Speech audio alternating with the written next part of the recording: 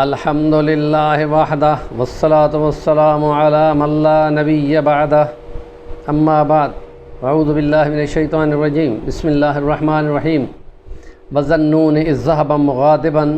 فظن ان لن نقدر علیہ ونادى في الظلمات ان لا الہ الا انت سبحانک انی کنت من الظالمین وقال اللہ تعالی فی مقام آخر ولولا كان من المسبحين للبث في بطنه إلى يوم يبعثون صدق الله العظيم رب اشرح لي صدري ويسر لي أمري واحلل عقدة من لساني يفقهوا قولي۔ سورۃ انبیاء آیت نمبر 87-88، اور جس میں اللہ پاک اپنے ایک پیغمبر حضرت یونس بن متی کا ذکر کرتا ہے کہ تم ان کی طرح جلد بازی نہ کرنا، اور ہم نے نوازا مچھلی والے پیغمبر کو جب وہ غضبناک ہو کے گیا کہ ہم اس پر قدرت نہیں رکھیں گے، تو ہم نے اس کو جا لیا اور اس کو مچھلی نے، حوت نے، بڑی مچھلی نے لقمہ بنا لیا، تو اس نے ہم کو اندھیروں میں پکارا۔ نبی کریم صلی اللہ علیہ وسلم پر قرآن اترا ہے۔ نبی کریم صلی اللہ علیہ وسلم فرماتے ہیں کہ اللہ فرماتا ہے کہ 3 اندھیروں میں اس نے ہم کو پکارا، ایک تو رات کا اندھیرا، ایک سمندر کا اندھیرا، اور تیسرا مچھلی کے پیٹ کا یا اس کے منہ کا اندھیرا۔ فنادیٰ فی الظلمات، 3 اندھیروں میں اس نے ہم کو پکارا، اے خدا تیرے سوا کوئی معبود نہیں، معبود برحق صرف تو ہی ہے، اور مجھ سے غلطی ہو گئی۔ یہ جب بولا تو خدا کہتا ہے فلولا کان من المسبحین، اگر وہ یہ تسبیح نہ بولتا تو قیامت تک کے لیے وہ مچھلی کے پیٹ میں ہی وہی قبر بن جاتی اور وہ وہیں پر رہتا۔ تو نبی کریم صلی اللہ علیہ وسلم نے فرمایا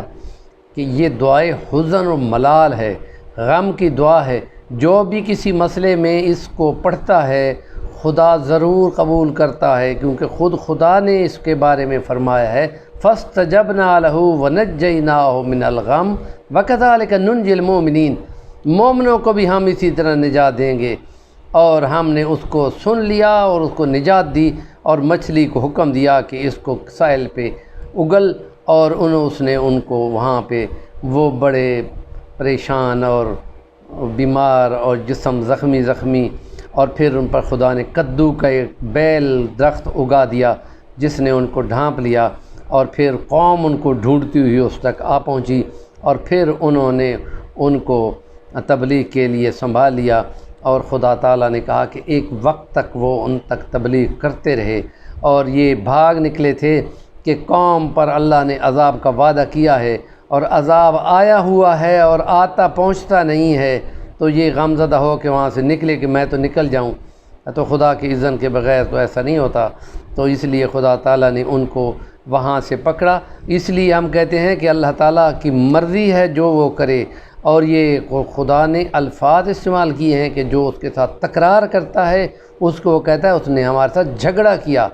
حضرت ابراہیم علیہ السلام کی طرف 4 فرشتے آئے تھے انسانوں کی شکل میں مہمان بن کر، اور وہ حیران پریشان ہوئے کہ ہمارا کھانا نہیں کھاتے، اور وہ جب اس قوم، ان کی بھتیجے کی قوم لوط کی طرف گئے تھے تو ان کو ہلاک کرنے کے لیے نوجوان لڑکے بن کے گئے تھے، کو ان لڑکوں کو لوطی کام کا اور یہ غلط کام کی عادت بنی ہوئی تھی، تو وہاں نوجوان لڑکے بن کے گئے تھے۔ حضرت ابراہیم علیہ السلام نے چاہا کہ ان کی قوم کو مہلت مل جائے، تو خدا تعالیٰ کہتا ہے کہ حضرت ابراہیم علیہ السلام نے ہمارے ساتھ جھگڑا کر لیا، اور ہم نے کہا ہمارا فیصلہ آ گیا ہے، اب آپ ہٹ جائیں آگے سے، اور پھر خدا تعالیٰ اپنے حکم کو منواتا ہے، اپنی قوت، اپنی قدرت کو دکھا دیتا ہے۔ اس لیے حضور نے فرمایا جو بھی یہ چاہتا ہے کہ غم سے نکلے تو اس کو لا الہ الا انت سبحانک انی کنت من الظالمین، اس میں توحید ہے، اس میں تسبیح ہے، اور اس میں توبہ ہے۔ انی کنت من الظالمین کہ مجھ سے غلطی ہو گئی، تو پاک ہے کہ تو بھولتا ہے، ہم تو بندے ہیں، ہم بھول سکتے ہیں، اور بھولنا بندوں کی خامی ہے، خدا کی خامی ہو ہی نہیں سکتی۔ یا یہ کہ سبحانک تیرا کوئی شریک نہیں، تو ہی رب ہے، کو تجھ کو ہی میں نے پکارنا ہے اپنے غم میں۔ جب وہ اس کو پکارا تو اس نے قبول کر لیا، تو وہ جب یوں قبول کرتا ہے تو ایمان والوں کے لیے کہا گیا ہے کہ وہ بھی قبولیت کے مرتبے پہ پہنچ جائیں گے۔ تو اس کے لیے ایک اور تسبیح بھی ہے، یا سبوح یا قدوس یا غفور یا ودود، یہ خدا کا اپنا کلام ہے، وَهُوَ الغفور الودود ذو العرش المجید فعال لما یرید، یہ جو چاہے وہ کر دیتا ہے، لیکن بندوں کو یہ سنا رہا ہے کہ وہ تمہارے گناہوں کو بخش دے گا اس لیے کہ وہ تم سے محبت کرتا ہے۔ جب خدا اپنی مخلوق سے اتنی محبت کرتا ہے تو اس کے لیے فرمایا کہ اگر یہ توبہ نہ کرتے تو خدا ان کو لے جاتا اور ایک ایسی قوم کو لے آتا جو غلطیاں کرتے، پھر ان غلطیوں پہ ندامت کرتے اور پھر توبہ کرتے، اور خدا اس پہ خوش ہوتا ہے اور پھر ان کو نوازتا۔ تو اس لیے خدا کہتا ہے خدا نے اپنے پیغمبر کو نوازا، جب اس نے اس کو پکارا تو وہ قبول کرتا ہے، ایمان والے بھی اپنے غم میں اس کو پکارے تو وہ قبول کرے گا۔ تو اس لیے اس تسبیح کو صبح و شام کی نمازوں میں 100 بار